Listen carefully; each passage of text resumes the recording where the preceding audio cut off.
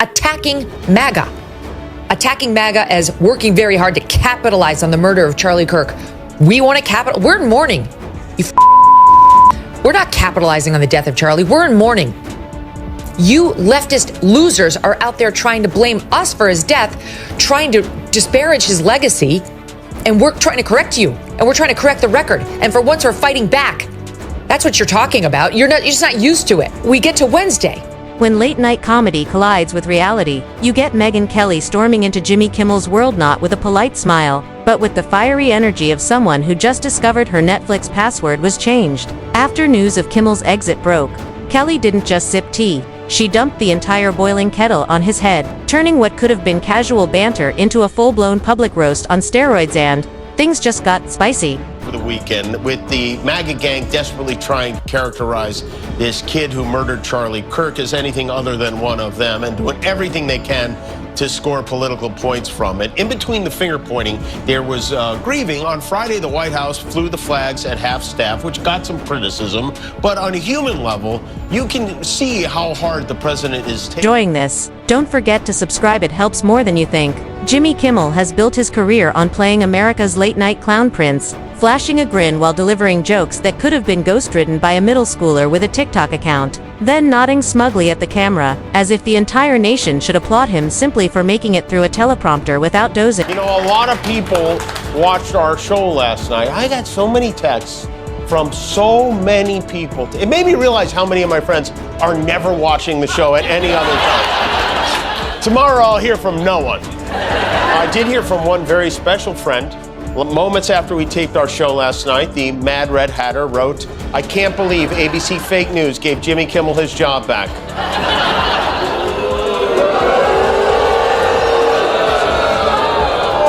You can't believe they gave me my job back. I can't believe we gave you your job back. But nothing could have prepared Jimmy Kimmel for Megyn Kelly. Deciding she'd had enough of his late-night circus and stepping in with verbal brass knuckles. This wasn't a polite disagreement or a ratings squabble. It was Kelly unloading verbal cannonballs. Like she was auditioning for a Pirates of the Caribbean reboot, except instead of Johnny Depp's eyeliner, the spotlight was on her sharp disdain aimed squarely at Kimmel's fading relevance. Because according to The Hollywood Reporter, The Wall Street Journal, CNN, the phone lines were ringing off the hooks. They were upset. They too are feeling the vibe shift that we felt since Trump's election, and they've had it with this nonstop pinko commie leftist programming up and down their airwaves, from The View in the morning straight through to Kimmel in the evening. And don't even get me started on David Muir.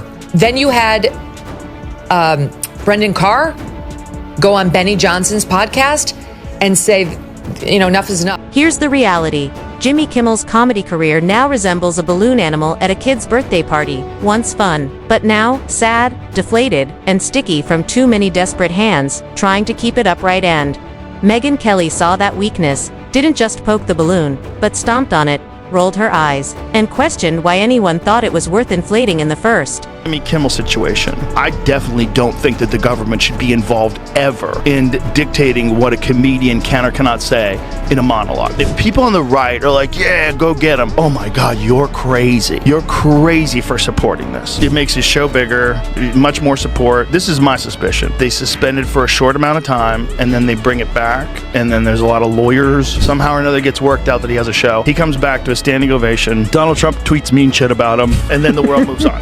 This is the best part was Megyn Kelly delivering it all with that calm, icy confidence that says she's survived the corporate battlefield and media wars, only to remind Jimmy that his jokes land with the same energy as a soggy waffle. Predictably, he tried to brush it off, laughing awkwardly and tugging at his suit jacket like a nervous kid at a middle school dance. But this wasn't an audience of loyal fans eager for another fortune cookie-level monologue on politics. Megyn hit him with that signature look, the one that could make a Wall Street executive confess to things he never even did, and you could practically see Jimmy shrinking, regretting every step that took him from the man show to becoming the human version of Netflix's Are We Still Watching? Prompt. And when Jimmy, being Jimmy, tried to fight back with one of his smirking, condescending digs, the kind he thinks makes him look sharp but really makes him look like the kid who copies homework and brags about the grade, Megyn wasn't having it, shutting him down like a laptop snapped closed when the boss. The right wing, who's in denial about this young man's affiliations. By the way, he was not a kid. He was 22 years old. We went through that. Then it was made perfectly clear over the past 2 days that this kid, to use Jimmy's word, has been completely indoctrinated into left-wing ideology. His parents said that. His parents said he had moved farther left politically. He had gotten very into the messaging of the left wing around gay rights and trans ideology. And then we see what was written on the bullet casings.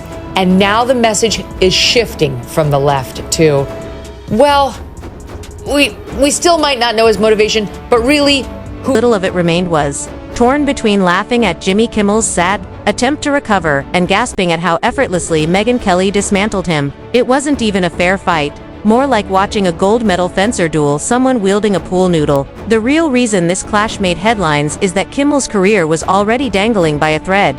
With rumors of firings, replacements, and late nights one awkward car insurance ad away from total collapse. When whispers spread that he might actually be shown the door, Megyn pounced like a cat spotting a mouse that also owed her money, reminding everyone that Kimmel has spent years posturing as the gatekeeper of political comedy while delivering jokes that wouldn't survive an open mic at a pizza parlor. The showdown was brutal. Jimmy, sweating under the studio lights, tried to spin things in his favor and act like he was still in control, but Megyn sliced through every move with ease, smirking as though swatting mosquitoes, until the scene felt less like a debate and more like a first-round knockout. No referee needed to call last night mostly that there were multiple reasons why Jimmy Kimmel was pulled off the air. But chief among them was, not only was he not planning on apologizing when he was going to go back out on his show Wednesday evening, he was planning on attacking MAGA. Attacking. My words are being purposefully twisted. The irony is that Jimmy Kimmel has always branded himself as the funny, tough guy who could roast politicians, celebrities, and anyone foolish enough to be trending on Twitter. But the moment the spotlight turned on him, his armor collapsed faster than a dollar store umbrella in a hurricane. The smugness and self-satisfied laughter vanished, leaving behind a man who looked like he'd just been told his car warranty really did expire. Megyn, meanwhile, didn't break a sweat. It was like a courtroom drama, where one side brought a binder of airtight evidence, and the other showed up with a stick figure doodle. The imbalance so glaring that Jimmy was left cornered, flustered, and fumbling while Megyn delivered every line with the precision of someone who knew she was about to trend for all the right reasons. The aftermath made it even funnier.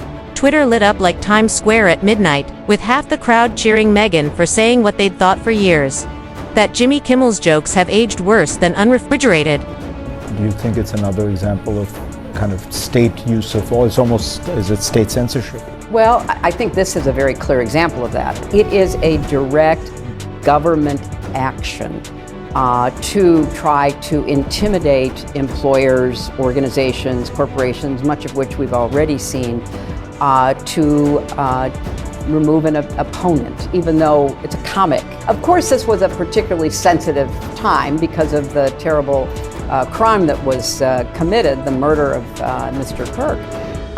But you know, you defend free speech in terror. The other half of the audience tried desperately to defend Jimmy Kimmel, but even they couldn't ignore how badly he got flattened.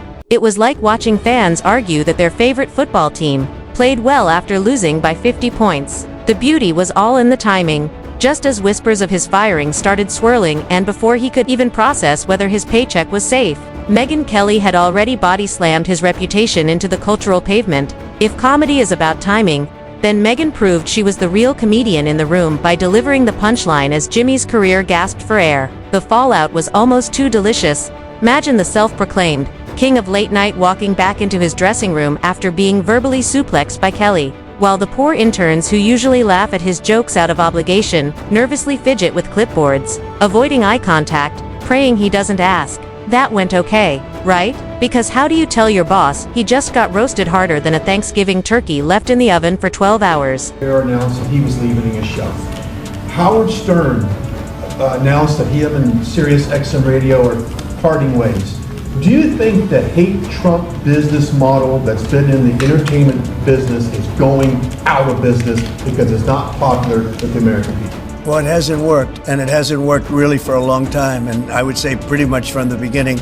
Colbert has no talent. I mean, I could take anybody here, I could go outside in the beautiful streets and pick up a couple of people that do just as well or better. They get higher ratings than he did. He's got no talent.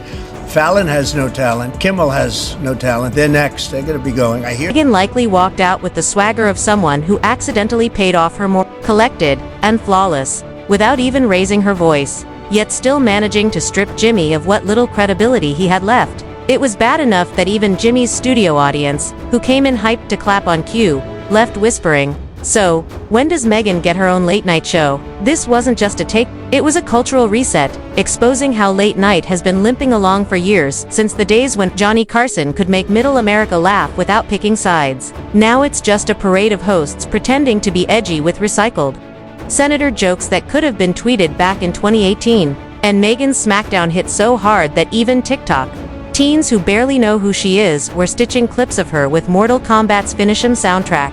The funniest part, though, was Jimmy's attempt to spin it afterward, likely going home thinking, "I'll just laugh about it tomorrow on air." Gaslighting, we went through how many days after we saw what was written on the bullets of them saying, no, don't believe what's on the bullet casings. He was a right-winger. He came from a MAGA family, and he was MAGA. But went from days of that. By the way, here's just one example. Jimmy Kimmel, this is him on Monday, refusing to acknowledge that he was a left-winger, notwithstanding but the fact that we already had this information from the Utah governor that he was indoctrinated into the left-wing ideology. We saw what he had written on the bullets. Just one example. But how do you joke your way out of being demolished so badly that even your own laugh track sounds embarrassed? It was like trying stand-up after tripping over the mic stand and face-planting before the first punchline. No amount of self-deprecating humor could erase the fact that Megyn Kelly had stormed into Jimmy's arena, flipped on the lights, and exposed that the Emperor had no jokes. And the ratings told the story America wasn't tuning in to watch Jimmy recover. They were tuning in with popcorn ready to see if Megyn would return for round 2, treating it like a UFC fight night. Who needs pay-per-view when Megyn Kelly is verbally powerbombing Jimmy Kimmel live on stage? She didn't just call Jimmy out, she called out the entire late-night industry. And Jimmy just happened to be the unlucky clown caught under the harsh spotlight. Even industry insiders couldn't stop gossiping suddenly. Every late-night writer in Los Angeles was looking over their shoulder, wondering if they'd be next. There are still a lot of people who think I should be pulled off the air for making fun of Donald Trump. So I want to explain, I talk about Trump more than anything because he's a bully. I don't like bullies. I played the clarinet in high school, okay? So ridiculous. You know, I feel like Emily, you are genuinely funny. You've made me laugh out loud many times on your show, After Party with Emily Jashinsky. I'm mildly amusing. Eliana, I think you're funny too. You're very clever. However, I would never think that because I'm occasionally funny, I could host a late night show. I would never think I could go out there and do Jimmy Kimmel. I just wouldn't. If Megyn Kelly could eviscerate Kimmel, what chance did the others have? Fallon with his nervous giggle fits, Colbert with his smug smirk, and Corden, who is already sent packing. Let's be honest, if Megyn had ever confronted Corden, he probably would have faked a fainting spell just to dodge the humiliation. But Jimmy had no such escape. There was no laugh big enough to drown out the awkwardness. No producer ready to cut to commercial. No trapdoor under his chair. He had to sit there and endure Megyn's words like a man refusing anesthesia at the dentist. Each second dragging into eternity while every smirk she tossed his way shaved his confidence thinner than deli meat. Some claimed Megyn was too harsh, that comedy is subjective, and that maybe she should have gone easier on him, but watching her dismantle Jimmy was like watching someone finally clean out a closet full of junk. You can argue all day about whether that one broken lamp still has value, but deep down, everyone knows it belongs in the— All three of us could go out there and host a non-funny show where we just say political thoughts. We actually do that for a living already. How is this comedy? How are people giving him the excuse that he's a comedian? He's not even trying to be funny. That's just some weird, long, rambling, like, Twitter post about the nipples and the trapper keeper. It's not even arguably clever. But the point is, he's back to himself, Emily. He's learned. The whole ordeal left Jimmy looking less like a comedian and more like a cautionary tale. A reminder that coasting on recycled material and smug charm collapses the second someone with real sharpness and focus steps into the room. Megyn wasn't there to play, she was there to expose. In what started as a confrontation quickly became the opening ceremony of Jimmy's career funeral. You couldn't script better timing. One moment he was the self-proclaimed king of late night. The next he was a meme, with Megyn Kelly standing front and center as the officiant at his comedic